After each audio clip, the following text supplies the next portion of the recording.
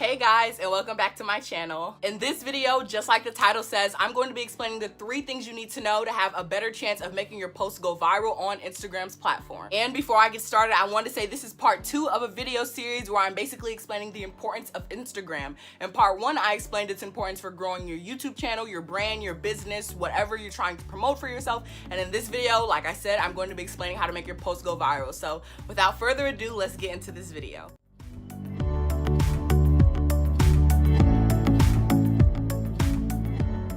Nowadays, it's pretty much easier than ever to get famous and start making some money. As far as social media is concerned, all you have to do is make one post, one video, one picture, just one that goes viral, and you can start getting paid partnerships, getting invited on the talk shows, and of course, getting paid. Like I explained in part 1 of this video, if you haven't seen that, click the link in the description box below. But like I explained in part 1 of this video, Instagram is one of the easiest platforms for this to happen on. But what I didn't explain in that video that I'm going to explain in this one are the 3 main factors that Instagram uses to determine what pictures are going to be seen on your timeline, on the explore page, basically the ones that are going to get that real exposure on their platform. And now, before you get all like, oh, how do you know what's going to go viral? How do you know what Instagram uses? This is just your opinion.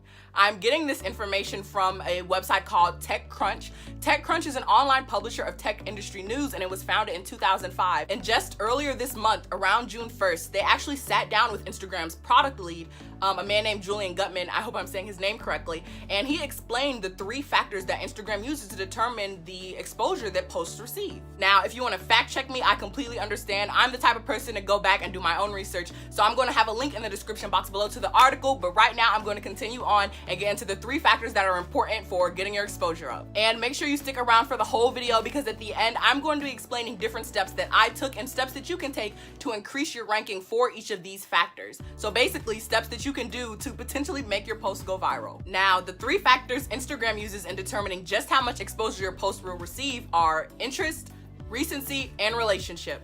And all 3 of those probably sound pretty simple, and they really are. Interest, the first factor, is explained as being how much Instagram predicts other people are going to care about your post. And they make this prediction based off the past behavior of your followers. So basically, in the past, if your followers have liked posts similar to the picture that you just posted, your picture is going to receive a higher ranking in the interest factor, and it's going to be exposed to more people who are likely to also have a similar interest. Recency, the second factor, is just what it sounds like. It's how recent your post was shared. Now, if you're familiar with Instagram, even if you're not, newer posts take priority over older ones. So you're more likely to see a post that was posted 15 minutes ago over one that was posted 5 hours ago or a day ago. And it's also these posts that have a high ranking in the recency factor that you tend to see at the top of explore pages. Ones that are high that they believe that you'll be interested in, and that are recent, those are the ones that are at the top of that exposure. And relationship, the third and final factor, that one may be a little bit more difficult to try and interpret, but that's simply how close Instagram believes you to be to your followers. And they do this based off of past interactions. If you've commented on their pictures, if you've liked their pictures, if you've been tagged in their photos, that's how they rate your ranking in relationship. Now, with these 3 factors being the most important in determining whether or not your post goes viral, it's important that you're able to optimize these for yourself so that you have a higher ranking in each of these factors. So, of course, now what you all have been waiting for, I'm going to get into the steps that you can do for each of these factors to increase your chances of going viral. Starting with interest, remember, this is how much Instagram predicts other people are going to care about your posts, and they do this based off of your followers' past behavior. So, in order to increase your chances for this, number 1, you want to follow people that are likely to like what you're posting about. By doing this, your followers are more likely to interact with your content. They're more likely to comment on it, like it, and this is obvious signs to Instagram that they're interested in it. And along that same token, you should also follow other pages that are similar to your page. For example, say that your page is all about fitness and like working out and eating right and all that. You should follow other pages that are promoting the same thing, other small pages that are promoting your love of fitness, because those pages will also like your post. They'll also comment and interact, which increases your interest. And you may be wondering, well, how will Instagram know that my picture is similar to that one? How will they know that that's an increase in interest? According to the article that I read from TechCrunch, it says that Instagram has something called machine vision, where it can potentially analyze your post content to see basically what's in your picture to see if it's similar to what other people are liking.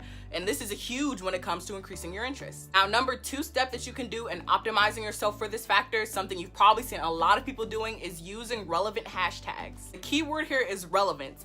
either in your picture's caption or in like the comment section right underneath, you want to use hashtags that are going to get your picture noticed by people that are going to be interested in your topic. This means if your page is about fitness, you don't want to just put hashtags that are going to get a lot of looks from everyone. You don't want to put a hashtag like hashtag like for like, hashtag shout out for shout out. You don't want to do stuff like that. You want to do ones like hashtag fitness, hashtag fit life, hashtag team healthy, something that is relevant to your topic so that people who are interested in the topic will see it. And what's a good way for finding relevant hashtags? If you go to the search section of Instagram and you click on the tags portion at the top, you can hashtag different things that you think might be good hashtags. Like for example, hashtag fitness. You can see how many posts use that and see like, oh, how popular it is, versus something that may be a longer hashtag like hashtag fitness for me and my family, which is going to receive fewer views. So you can see how many posts use these hashtags, how relevant, how popular it is. A number 3 step that you may want to incorporate is tagging more popular pages in your pictures. Again, with our fitness example, say that you posted a picture of yourself post-workout, you know, you're looking good, and you tag one of these big fitness companies that have a big Instagram page, and you tag them in your picture, and they like it or they comment under it or something like that. Not only does that increase your interest for the whole fitness in general, but it also makes you seem like you're validated by a more major company, which is going to increase you in Instagram's interest ranking. And even if you tag the page and they don't interact, they don't comment, or they don't like, just tagging that bigger page can increase your ranking because it shows that, oh, this big page that's about fitness, this smaller page, tag them in it, this page must also be about fitness. Let's increase that ranking for that similar interest. Now, moving on to steps for recency. I only have one big step for recency because since this is a matter of time, something that we can't control, the most important thing you can do for yourself is do research on optimal posting times. Optimal posting times is simply the days and times which it will be best to post on any social media platform, but since we're talking about Instagram, the days and times it will be best to post on Instagram so you can receive the most interaction, you can receive the most exposure. And while this may seem difficult, doing research on this is fairly easy. All you have to do is type into Google, when is the best time to post on Instagram? And you'll come up with dozens of articles telling you when the best time to post. But most of them pretty much come to a consensus that Wednesday at 5 o'clock is usually the best day and the best time to post. But when it comes across all days in general, usually about noon is a good time to post because that's when people are on lunch, or probably around 5 to 7, between that time range in the evening because people are getting off work and are just chilling or whatever. But when it comes to tailoring a specific posting time for your feed on Instagram, if you have your Instagram set up as a business page, which I highly suggest that you do, if you have it set up that way, then you can view the insights of your profile. And in these insights, you can see all sorts of valuable information like what your audience is mostly consisted of, whether it's men or women, how well your posts are doing, how many impressions they're receiving. And of course, you can also see what days and at what times your followers are the most active. So it'll look like something, it'll be like a bar graph. So your Friday may have higher and your Saturday may have lower, and you can be like, okay, more people are active on Friday and I can post on Friday at around 2 when they're the most active versus Friday at 9 where people are still kind of waking up. Again, while there's not a whole lot you can do about recency since it is time, doing research is so effective. So I definitely suggest turning your Instagram page into a business page so you can view your insights and doing research on optimal posting time for your topic. And finally, moving on to the last factor, optimizing yourself for relationship. For this one, I also only have one big step because at the end of the day, relationship is all about interaction, so interact. Oftentimes, I feel like people forget about how important relationship is. You can't just attempt to build up this huge Instagram profile where you have millions of people following you and you don't follow anyone. If you are just getting off the ground, it's important that you interact. If your followers have questions, answer them.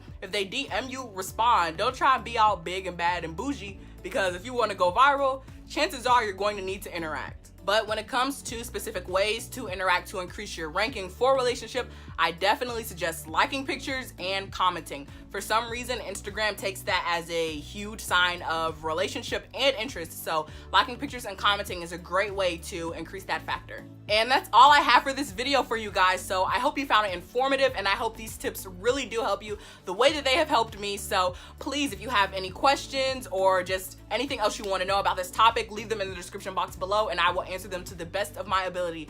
But thank you guys so much for watching. So click that like button if you liked it, hit it even if you didn't, leave a comment down in the comment box below, and make sure you subscribe, and I will see you in the next